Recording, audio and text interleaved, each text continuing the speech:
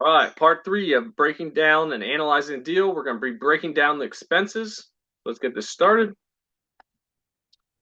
So the first thing you'll look at is the owner provided expenses, because the owner will typically provide a bunch of them, and then other ones you kind of have to go look for or verify.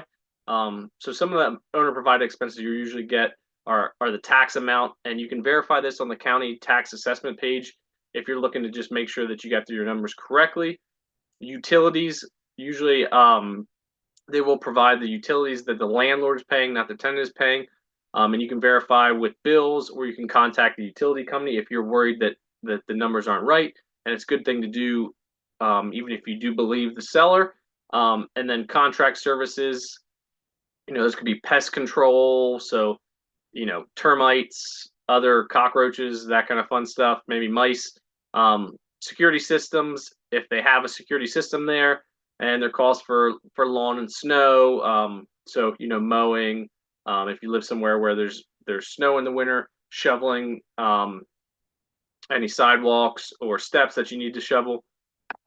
So other miscellaneous expenses to account for. Insurance is a big one. Obviously, if you have a home, you're gonna have home insurance. Same thing with multifamily. You'll want to get quotes for this. Um, if the owner or seller does have good insurance, there's potential for you to just assume that insurance.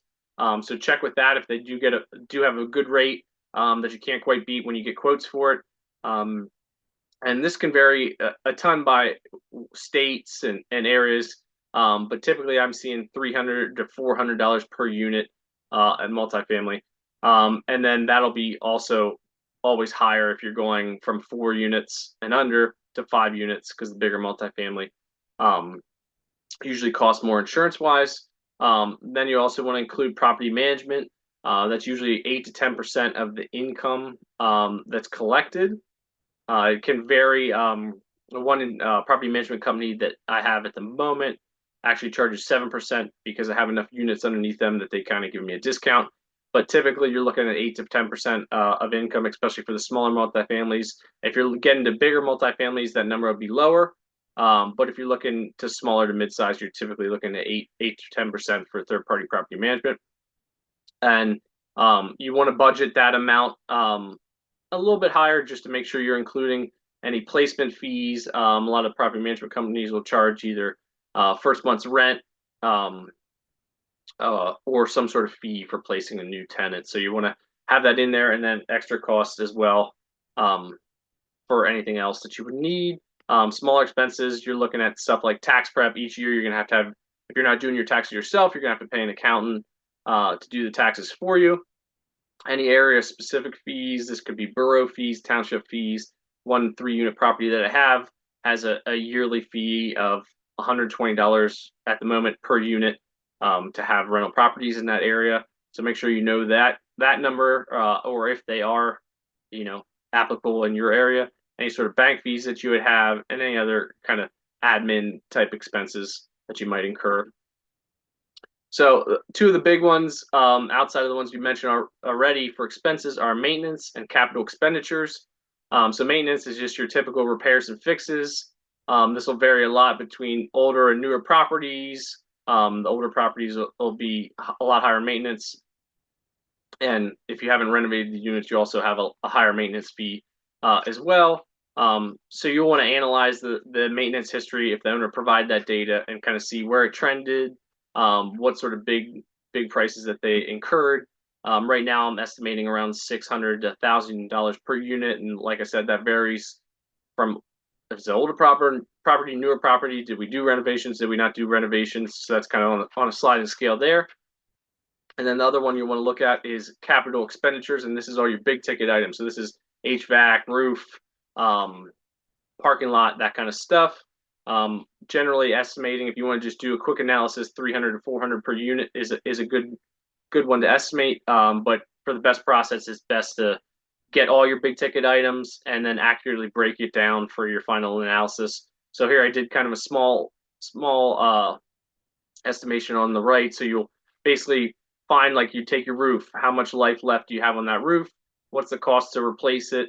And then you'll basically want to, budget that amount for a year per year, so that when, let's say, you need to replace that roof in 4 years, you have that $5,000 saved up for your in your capex budget, and then you can just pay that, and you're not scrambling to find $5,000 or whatever it is. So you'll want to line by line get those big ticket items out there, budget for them, and then that give you a better accurate capital expenditures budget.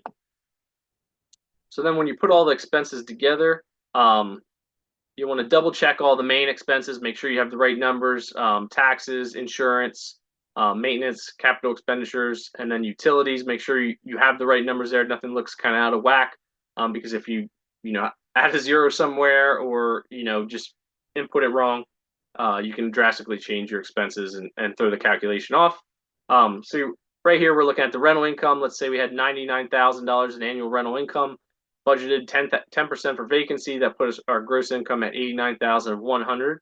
Then you get taxes, 13,000. Insurance, property management is the 10% calculation of the gross income above. So that's where you get 8,900.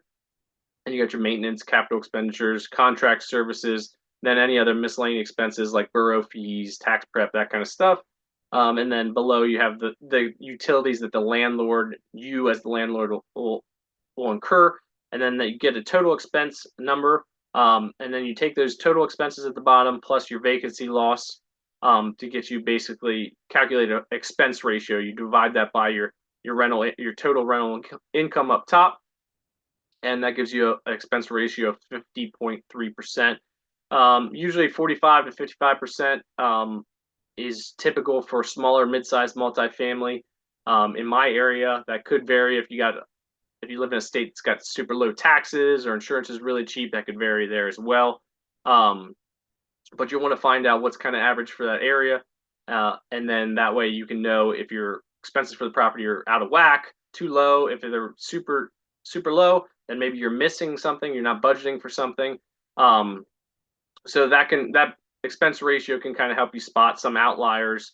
And once you get better at analyzing, you've analyzed a bunch of deals in your area, you'll know kind of what an average taxes are, what your insurance usually runs, and you'll be able to spot any outliers there. Because that'll be the best way to find any sort of cost savings and expenses.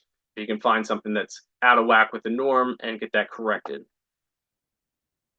So almost there. Then the last step, we'll be putting together a P&L and analyze if it's a good or bad deal. So join me on that one.